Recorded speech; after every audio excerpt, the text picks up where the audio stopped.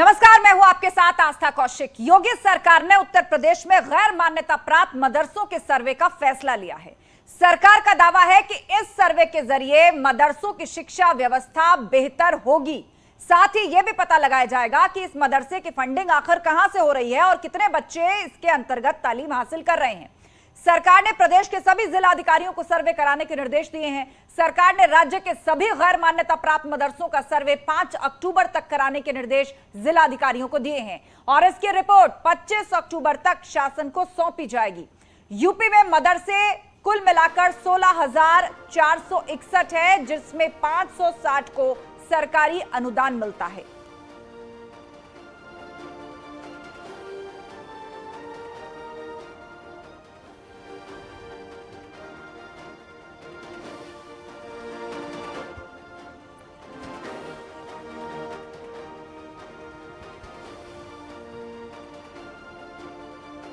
तो उत्तर प्रदेश सरकार ने जो मदरसों के सर्वे का आदेश दिया है उसमें क्या क्या होगा, आइए ये भी आपको बता देते हैं।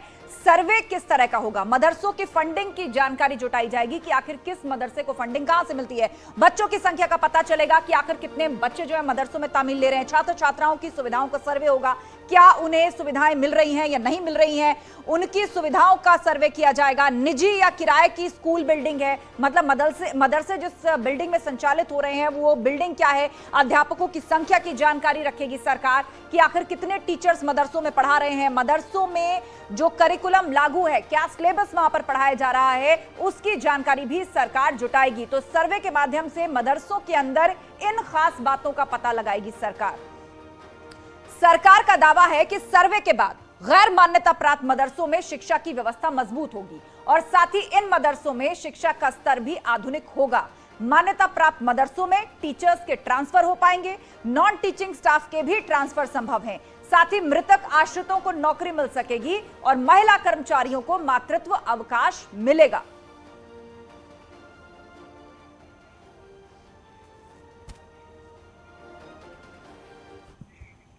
रजिस्टर्ड जो चीज़ें हैं उनका एक रेगुलर कराना नितांत आवश्यक है। कोई भी हो, मदरसों की बात हो, कहीं भी हो, एक नियमित व्यवस्था में सबको आने की आवश्यकता है।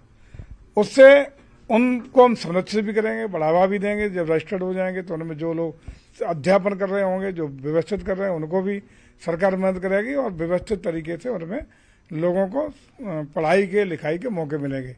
तो मुझे लगता है कि इस तरह की व्यवस्थाएं रेगुलर व्यवस्था करने में कोई आपत्ति नहीं होनी चाहिए, चाहे वो मदरसों की बात है और अन्य संस्थानों प्रतिष्ठानों की बात है।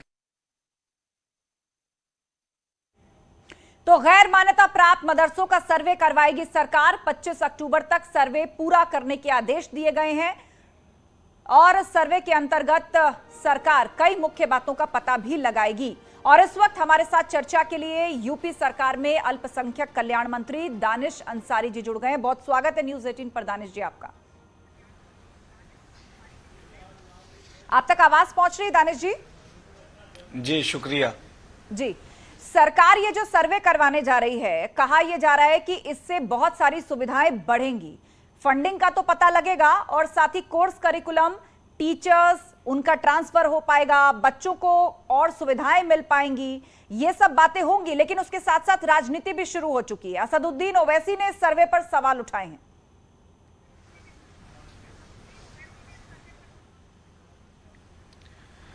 देखिए, ओवैसी जी को हर अच्छी बात बुरी लगती है और उनको जैसे ही मुसलमानों के डेवलपमेंट के लिए सरकार कोई काम करती है तो उन्हें तकलीफ होने लगती है। लेकिन ये आज का मुसलमान है, ये तरक्की पसंद मुसलमान है और ये मुसलमान ये चाहता है कि उसके बच्चे का, जो हमारे मुस्लिम यूथ है, उनके एजुकेशन के लिए सरकार अच्छे से काम करे, उनके डेवलपमेंट के लिए, उनके एम्प्लॉयमेंट के लिए सरकार अच्छे से काम करे। और हम लगातार योगी जी के नेतृत्व में अल्पसंख्यक समाज के विकास के लिए, उनके तरक्की के लिए काम कर रहे हैं। आप देखिए कि जिस तरीके से हमने मदरसों को आधुनिक करने का काम, मदरसे में एनसीईआरटी कोर्स लागू करने का काम और दीनी तालीम के साथ साथ, दीनी तालीम में कहीं भी हमने कोई छेड़छाड़ नहीं की है, दीनी तालीम के साथ साथ आधुनिक शिक्षा को भी मदरसे का हमने एक अहम पार्ट आज बनाया है, जिससे कि मदरसे का बच्चा उसको सीधा लाभ मिल रहा है। उसके डेवलपमेंट के रास्ते खुल रहे हैं, वो और उसका पर्सनालिटी डेवलपमेंट हो रहा है, उसके लिए रोजगार के नए नए अवसर मिल रहे हैं। तो इन तमाम चीजों से सीधे हमारे मुस्लिम यूथ्स को फायदा हो रहा है, और यही चीज ओवैसी जी को बुरी लग रही है, क्योंकि वो नहीं चाहते हैं कि हमारा मुस्लिम वर्ग शिक्षित हो, वो विकास की तरफ आगे बढ़े, क्योंकि वो जानते हैं कि अगर मुस्लिम शिक्षित हो गया तो वो जो फूट की राजनीति करना चाहते हैं वो इसमें सफल नहीं हो पाएंगे, उनकी राजनीतिक दुकान बंद हो जाएगी। जी, सिर्फ एआईएमआईएम ही नहीं बल्कि समाजवादी पार्टी भी इसका विरोध करती रही है और कहती रही है कि सरकार जो है एक खास धर्म को टारगेट कर रही है। बहुत से विपक्षी दल इस नैरेटिव को लेकर आगे बढ़ते रहे हैं कि मदरसों में सर्वे का मतलब एक खास धर्म पर टारगेट, सरकार निगरानी रखना चाहती है। क्यों?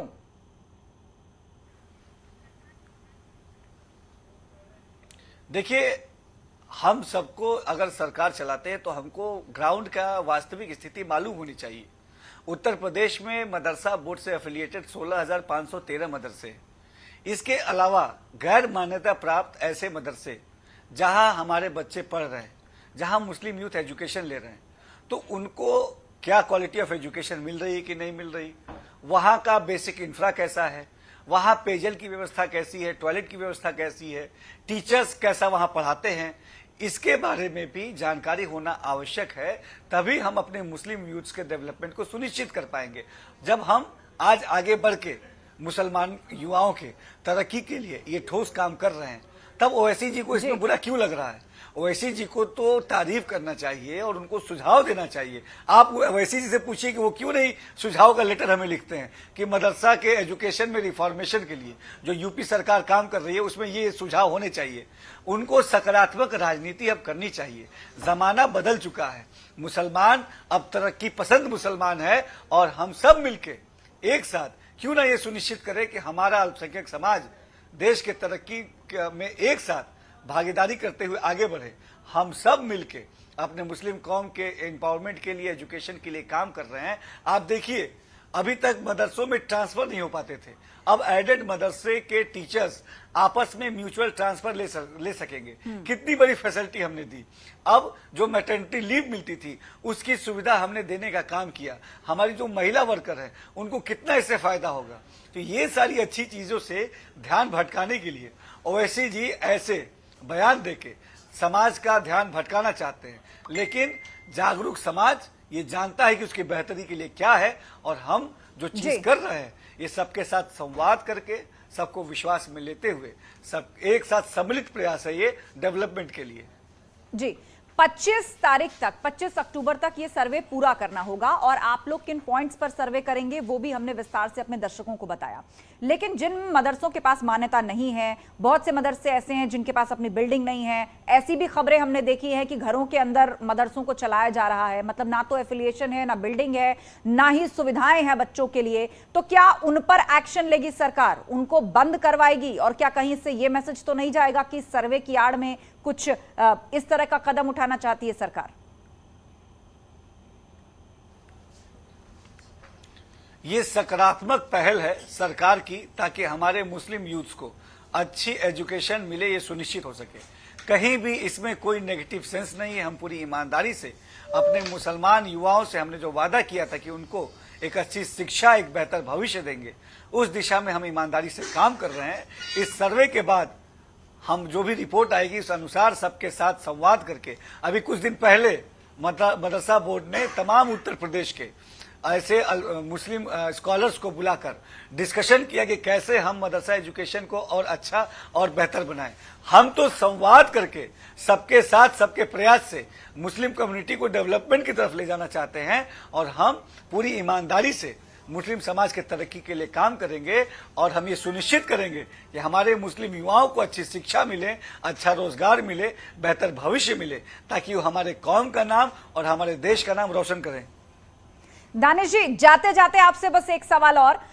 विपक्षी पार्टियों ने यह भी आरोप लगाया कि मदरसों में क्या पढ़ाया जाएगा। आप बेशक शिक्षा के आधुनिकीकरण की बात करें, आपने जिक्र किया कि एनसीईआरटी का सिलेबस पढ़ाया जाएगा। सरकार ये चाहती है कि एक हाथ में यदि कुरान है तो दूसरे हाथ में कंप्यूटर हो, बच्चे इस तरह आगे बढ़ें, इस सोच के साथ आगे बढ़ें। लेकिन आरोप यहां पर यह लगे कि आप लोग दीनी तालीम में रोड़ा अटकाने की कोशिश कर रहे हैं, वहां क्या पढ़ाया जाए इसमें अब सरकार का दखल होगा। इस पर आप क्या बताना चाहेंगे?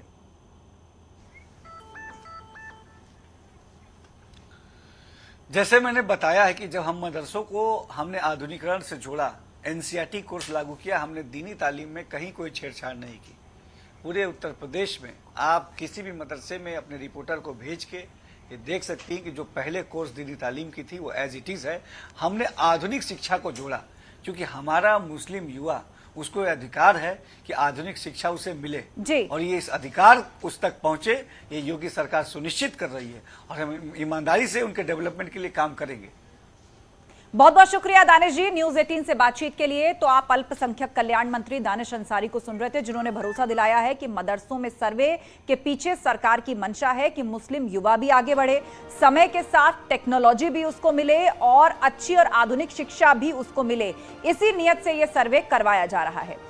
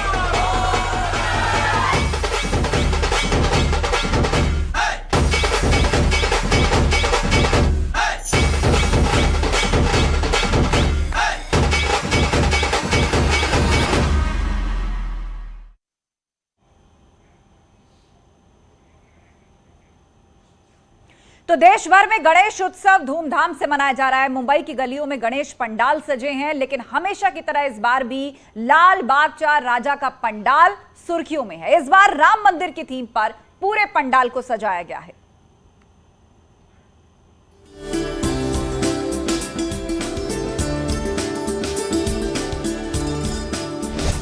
लाल बाग के राजा का सजा दरबार।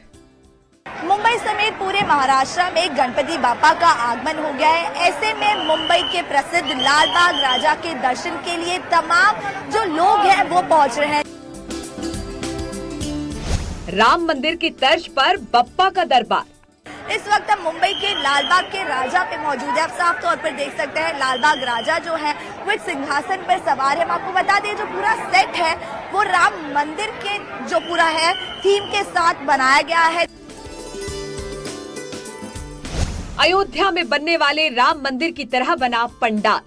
देखिए अयोध्या में राम मंदिर तो बन ही रहा है, लेकिन इस बार लाल बाग के राजा का जो पूरा थीम है वो भी राम मंदिर से पूरी तरीके से इंस्पायर है। राम मंदिर के गर्भगृह की तरह सजाया गया पंडाल। 12 फीट ऊंची है लाल बाग के राजा की प्रतिमा।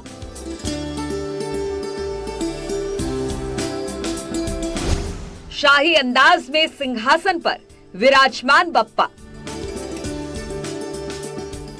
महाराष्ट्र की राजधानी मुंबई गणेश उत्सव के लिए पूरी दुनिया को अपनी ओर आकर्षित करती है और इस बार लाल बाग के राजा का मुंबई में बना पंडाल आकर्षण का केंद्र बन गया है।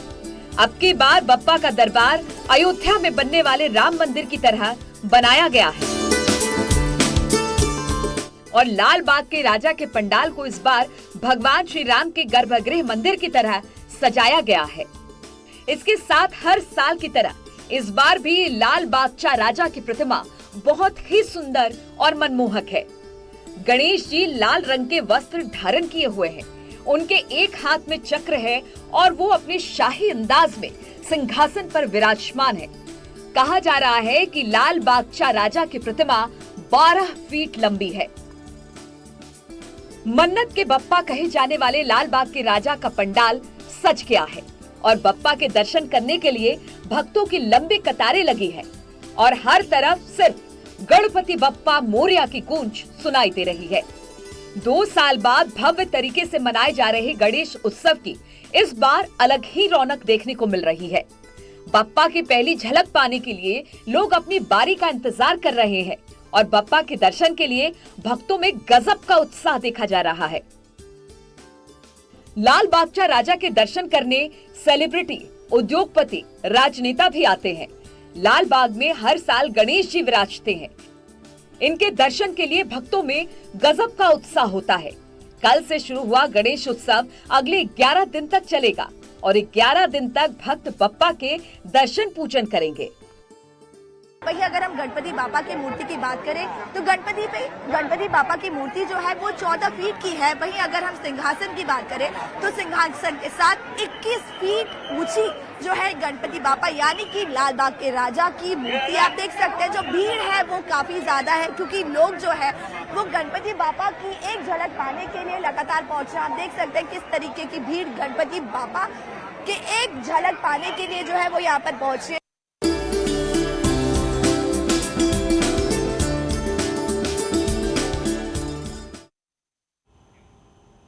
आप सोच रहे होंगे कि लाल बागचा राजा के दरबार में अयोध्या की झलक कहां है, राम मंदिर की छवि कहां दिखती है। आपको बता दें कि जब भी भक्त लाल बागचा राजा के दरबार में दाखिल होते हैं तो सबसे पहले रामलला के मंदिर का ही दर्शन होता है।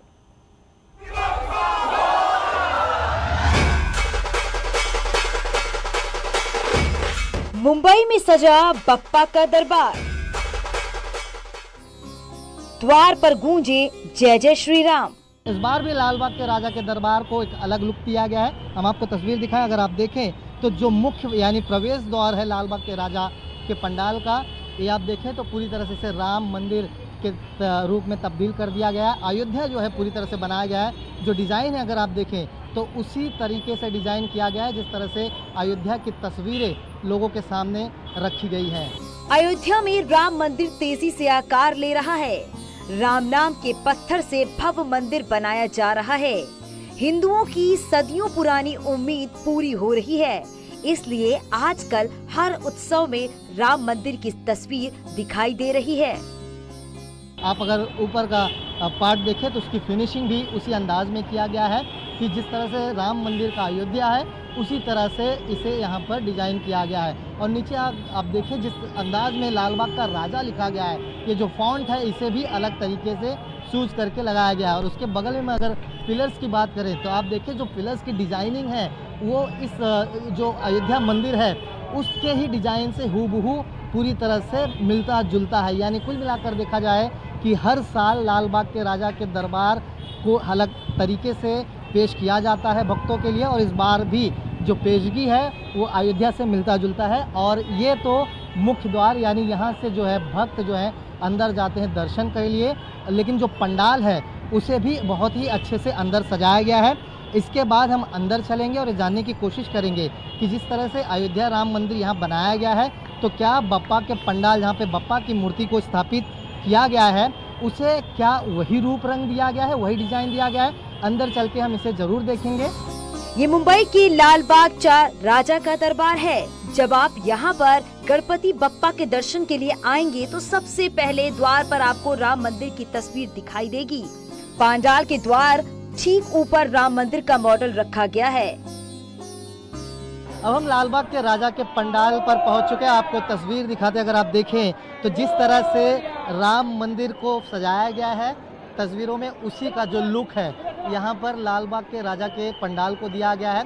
12 फीट की मूर्ति है, हर साल यहाँ स्थापित किया जाता था, लेकिन 2 साल कोरोना का काल था जिसके चलते इस पंडाल में बप्पा की मूर्ति स्थापित नहीं की गई थी। इसका डिज़ाइन अगर आप देखें तो हूबहू राम मंदिर का अंदर का जो डिज़ाइन है वैसा ही बनाया गया है। ऊपर अगर झूमर आप देखें तो उसे उसी तरह से डिज़ाइन किया गया है, वो उसी अंदाज में लगाया गया है। ऊपर मैं एक बार फॉन्ट की भी बात करूं फिर से, जिस तरह से फॉन्ट बाहर लगाया गया था उसी तरह से यहाँ पर भी फॉन्ट जो है आप देखें लाल बाग का राजा वैसे ही अंदाज में लिखा गया है।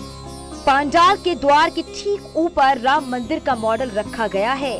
जो भी भक्त लाल बागचा राजा के दरबार में आते हैं तो सबसे पहले रामलला के मंदिर को देखते हैं, फिर गणपति बप्पा के दर्शन के लिए जाते हैं। और बगल में अगर पिलर्स आप देखें तो राम मंदिर के अंदर के जो पिलर्स की डिजाइनिंग है, जो मार्किंग्स है, वो सारे उसी प्रकार के यहाँ दिए गए हैं। यानी कुल मिलाकर देखा जाए कि हर बार लाल बाग के राजा के दरबार को एक यूनिक तरीके से डिज़ाइन किया जाता था और इस बार भी यूनिक डिज़ाइन यानी जो है राम मंदिर अयोध्या यहाँ पर बनाया गया और उसी रूप में लाल बाग के राजा के पंडाल को सजाया गया है। कैमरामैन संतोष डिसले के साथ प्रशांत पांडे, न्यूज़ 18 मुंबई। और रुकेंगे एक ब्रेक के लिए, जल्द होंगे हाजिर, कहीं मत जाइएगा।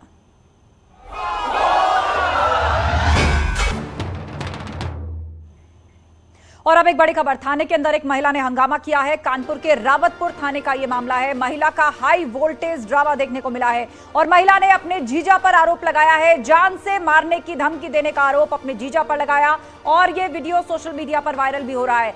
थाने के अंदर पहुंचकर एक महिला ने हाई वोल्टेज ड्रामा किया और उसी की तस्वीर आप देख रहे हैं। कानपुर के रावतपुर थाने का यह मामला है। अपने जीजा पर जान से मारने की धमकी देने का आरोप इस महिला ने लगाया है और थाने में भी खूब हंगामा किया है।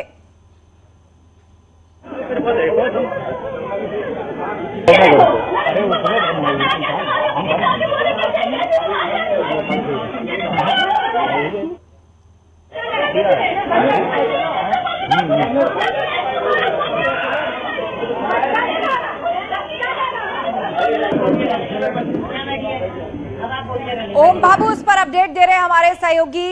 ओम, ये बताइएगा क्या मामला है पूरा और क्यों इस महिला ने थाने में हंगामा किया है? ये महिला और इनकी बहन को लेकर संपत्ति का विवाद बहुत दिन से चल रहा है। उसी को लेकर आज थाना अध्यक्ष रावतपुर के यहाँ ये दोनों परिवार बैठे हुए थे, तभी अचानक ये महिला भड़क जाती है और अपने जीजा पर जान से मारने के आरोप लगाती है कि ये लगातार हमको धमकी देते हैं जान से मारने। थाना अध्यक्ष दोनों को समझाने का प्रयास करते हैं, लेकिन फिर के बाद भी ये महिला हंगामा करती रहती है। तभी परिजन उसको लेकर बाहर चले जाते हैं और उसके बाद थाने के आसपास भारी भीड़ इकट्ठा हो जाती है और हंगामा ये महिला लगातार हंगामा करती रहती है। जी बिल्कुल, तो संपत्ति विवाद में इस महिला ने थाने में जाकर हंगामा किया है। पुलिस ने जैसे तैसे इस झगड़े को शांत कराया। जानकारी के लिए शुक्रिया ओम आपका। और वक्त एक ब्रेक का, खबरों का सिलसिला जारी है, आप जुड़े रहिए हमारे साथ। आप देख रहे हैं न्यूज़ 18 उत्तर प्रदेश।